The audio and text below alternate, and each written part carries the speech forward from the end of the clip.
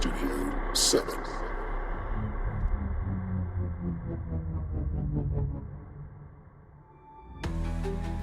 Welcome to Plus One, the podcast where your hosts dig deep, but not just into medicine. Each week, we sit down with a fascinating physician, peeling back the layers of their career, their passions, and the stories that they don't put in their charts. But wait, there's a twist. They don't come alone. Every guest brings a surprise plus one. Someone who shaped their journey, challenged their thinking, or just makes their life more interesting. Is it a mentor? A patient? Their hairdresser who knows where the secrets are hidden? We never know until they walk in. I'm Dr. Paul Glisson. And I'm Dr. Jessica Kirk. And this is Plus One. Well, welcome everyone. This is episode 2 of Plus One. Yeah, episode 2. I can't believe we weren't canceled. I know. It's almost like they're asleep at the wheel. Well, welcome to everyone. I am joined by my co-host, Dr. Paul Glisson. And of course, I'm joined by the ever-lovely Dr. Jessie Kirk. And we are here with another medical staff leader today. We can't wait to have a conversation with them and their plus one. All right, let's do this. Let's roll. Ladies and gentlemen, Dr. Leslie Evans.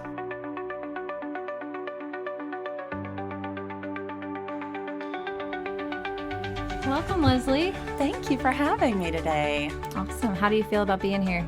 I'm excited. I've been hearing about y'all's podcast for a while, and so it's kind of nice to, be in the Studio 7 studio finally. Thanks for having me. Yeah. So Dr. Evans is the outgoing president of the medical staff, served for the first person actually to serve for 2 years straight. It's like getting the opposite of paroled. It's like you got your sentence extended for good behavior. And so did 2 years as our medical staff president. Yep. That's how good she is. They made her do double time. Yeah. Well, I also think Dr. Evans is the first female president of the medical staff, which is a big deal. What a role model. Yeah. Thank you. So how did you end up here? Are you from Fairhope? I am not from Fairhope. I'm from a teeny tiny little town outside of Memphis, Tennessee. Grew up there. Nobody there was in medicine. That's not true. My mom was a nurse once I was more of a young adult, but no one in my family had really ever even gone to college. And so I went to a small state school, UT Martin, and was pre-med there, then went to UT Memphis, and then UT Memphis for both medical school and residency. We love Memphis, and it'll always be home, but we didn't want to live there forever. Mm-hmm. And so when we were looking at different places to go, we had a contract actually signed in Boone, North Carolina, and that fell through kind of last minute for a fourth year. One of my mentors there, Dr. Thorpe, he said, you should go talk to Dylan and Mary Wells. They're down in Fairhope, Alabama. And I was like, I'm good. Alabama? Yes. I get it. I don't think I want to move to Alabama. And he was like, at least let them put you up and take you out. And obviously I was completely proven wrong. It was, I remember calling Danny, when I got to the Grand, and he was like, "You're smiling, just sign." He's never even seen the place, right? Yes. And he was like, "Just sign. That's where we're going to be." So the rest is history. That's was awesome. 16 years ago. Amazing. Holy cow! That's a long time ago. Yeah. Really? Mm-hmm. How did you get into leadership at Thomas? Did you initiate that, or did someone tap you to do that, or was no one else volunteering to be head of surgery steering, and someone looked around the room and said, "Who's here today?" and they pointed at you? I think we all know that sometimes that's the way it goes, right? Sure. Sometimes it's just that you're the last man standing and the only one left to do it.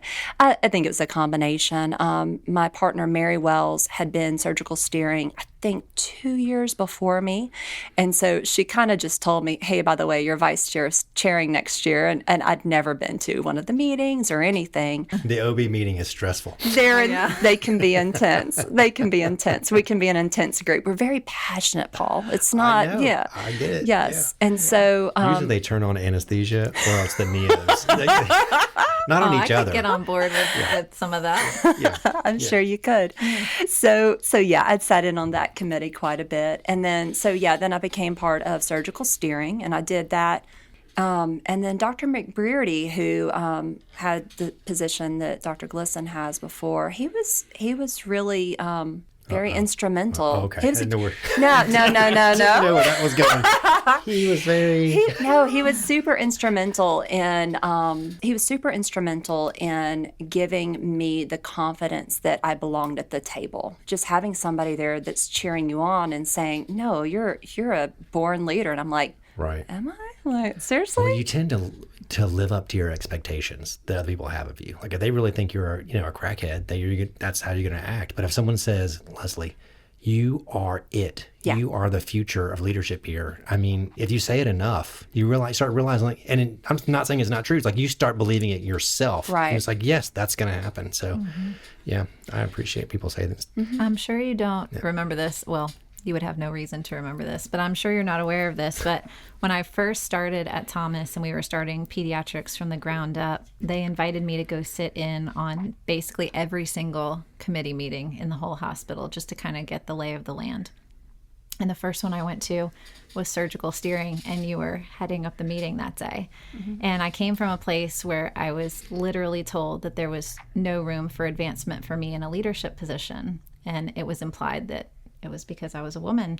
And the first meeting I went to at Thomas, you were leading it. And that was a really big deal for me to see. And I thought, oh, this is great. There's a chance for me to have a leadership role in the future here. And it just set a really wonderful tone. And so that was really cool for me to see.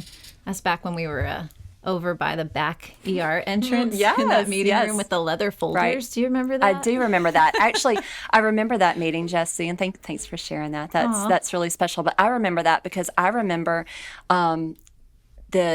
and we kind of still do this at so many of these meetings, like the physicians are around the circle, and then the other staff, ancillary is around, like there were concentric circles. And I remember you actually sat on the concentric circle, and I was like, nope, come on, and pulled you up on. So I actually remember that meeting too. Oh, nice. I'm like, nope, lady, you belong at the table. Get up here. Pulled me right into the group. Yeah. Thanks for that. Pretty cool. You belong at the table, Jesse. Thank you. I appreciate that. What's some interests and hobbies and stuff you're into? I'm interested. I listen to a lot of podcasts. My podcast feed is full of comedy and food. All right. So are you like me where you just kind of listen to the food podcast, but you don't actually ever make the food or apply the skill, or do you actually bring it into the real world? No, I am absolutely obsessed with food. I think about food 24/7. and I cook almost every single night. I cook every weekend. It's kind of pathological, honestly. I don't know if you know this about me, but I am a Here we go. What are you? internationally certified food judge. Here we go. I have a gold card and everything. Jesse Kirk, you are such an onion. You have layers and layers galore, don't you? Yeah. My friend Lauren says I'm her Forrest Gumpiest friend. Yeah. She's more like a parfait. A parfait. Little fruity. Little fruity. Little nutty. A little nutty. Yeah. Everybody likes a parfait. Okay, so we got into your podcast. What do you like to read? Because I'm also a voracious reader. Yeah. I bet she's high fantasy. What do you think? Are we talking like ACOTAR or Fairy Smut? What are we talking about? I primarily read fiction, more contemporary fiction. I do have a book club that I've belonged to now for 15 years. We meet once a month. What? Wow. Yes. And y'all read? We actually read. Every book club I've ever been a part of, no one ever reads the book except It me. was just alcohol. Yeah, or we had one that was just soup. Okay. I didn't know where that was going. I was like, it's I took what? turns taking different soups and no one read the book. I don't know how to explain it. Soup. I dropped out. But were the books about soup? No. You know what it might be time for? What's that, Jesse Kirk? It might be time to do the big reveal. But wait, there's more. I want to find out who the plus one is. Yeah, is it let's time? find out. Let's find out. Dr. Leslie Evans, who'd you bring? My plus one is my plus one in life, who is, I know, Danny Evans, who is my husband. We've been together since I was 13 and he was 15, first of all. Adorable. Yes, and we kind of raised each other, I think, and have gone through life together. And so there's nobody else that knows me like Danny does, and who is my biggest cheerleader in the entire world. Well, welcome to the show, Danny. Welcome. Yeah. Great to be here. That got me very emotional. Actually, that was What an intro. It Yeah. was. It was really cool. He's my biggest fan. We'll agree with you on that. I am definitely her biggest fan. I use a lot of sports metaphors because I played a lot of sports growing up, and there's every good team I've ever been on, there's like the one guy that you get behind, you follow. Yeah, yeah. Like, she's the one. So you've been through a lot. You've been through medical school with her, residency. That had to have been tough. Residency was hard, especially the rotations where she was gone for what felt like a month. Yeah. And it's almost like a jealousy thing. You get jealous. I'm kind of jealous. And then I learned pretty quick though that the job that she's doing is just so important that you just got to learn to take a back seat. It's just it's the way it's going to be. That's pretty much sums it up. Yeah. We're all career. like, yep. We've been there. Have I told you about me applying to OB residency? No. So I went to the interviews. They're so brutally honest. And they were like, Paul, do you honestly think you could be an OB doctor? And I was like, yes. Yes, I do. And they're All like, other signs point to no. Yeah, they're like, well, we've met you, and it's a no. They're like, you're not what we're looking for. They really did. What personality does it take for an OB? Well, you have to. I feel Not like you have to his. hold. Yeah, I feel like you have to. I'm not really a nurturer. In OB, one of the main things is if you're the cool one in the room. What? Like being the calm one in the room. She means cool, calm, not cool, popular, Paul. not like Fonzie. Please tell me babe. y'all have seen that Friends episode where the OB is obsessed yeah. with Fonzie. Hey, Denny, how you doing? Who's Yes. this chick you got with you? You're doing the duck paddling across the water. Your feet are moving furiously under the Absolutely. surface, but on top, your feathers are not ruffled. Yes, you were. That's similar to ER. Yes, Yeah. you were the one in the room that everybody is taking your temperature to see how to act, and Yeah. absolutely. And that's definitely agree. a trait that she has for sure. All the time. All the She's time. cool. Yep. All the time. I can see. I've always felt that one of her strongest assets as a doctor with our patients is it's all 100. They get 100% of her. Yeah. So she's got to at some point. I've never really seen her frustrated. She's got to be frustrated, angry. Yeah, what does that look like? Yeah. I'm going to guess silent. Oh, yeah. It's more, it's Passive-aggressive. very passive aggressive. Like okay. if I do something and I don't hear from her, or we're not talking, I'm like, crap. It's pretty much what I do when I get frustrated at work. I walk down to the ER and vent. In the dictation room where you can say whatever you want Yeah. to let off some steam. Yeah. You don't come down to the ER very much. Have I ever seen you down there? No, not much. I OB get free zone. I get Yeah. down there with. I've been there. Let's see, ruptured ectopics and torsions. Yeah. That's about it. And I think ER docs are scared to call the OBs because you're always going to ask a question that I don't know. Like they'd be like, "Oh, great, thanks. So she's bleeding out, and you've given 5 units of blood, and you're holding pressure because there's a baby's head coming out. And what was her last beta strap?" And you're like, "Oh my God, I don't know what it was. I'm so stupid. If only I knew exactly that, we right. would save the baby's life, but I don't. I'll look it up." That's how I used to feel about calling ENT, and they would ask me what number tooth something was. And I'd be like, hold on, let me Google that real quick. Well, neurology's the worst because they'll be like, "Oh, what was her NIH?" And you're like, "Oh man, I know. Yeah, it's like 17." And it's a letter. Yeah, they're like, "Oh, well, it's supposed to be A or B," and you're like, "Yeah, that's what I said." Bad connection. Really bad connection. Yeah, I think they Like broke we up. said, a job for everyone. So tell us how you felt when you heard you'd be moving to Fairhope, Alabama. First time I come down here, Dylan takes me to to Lakewood, and I'm playing golf, and I'm like, okay, I know. To Sammy's. yeah. I'm like, yeah, this is cool. I didn't think anything could make me say Memphis is not my home, but Did y'all go back to Memphis? oh, I just got back. Oh, did you? Yeah, Okay. yes, Because but you went just to go to the pyramid, or The Bass Pro Shop. That's right. That's right. You got to go check on the Bass Pro Shop. Got to Go get to some. the rendezvous. Got to go to the rendezvous.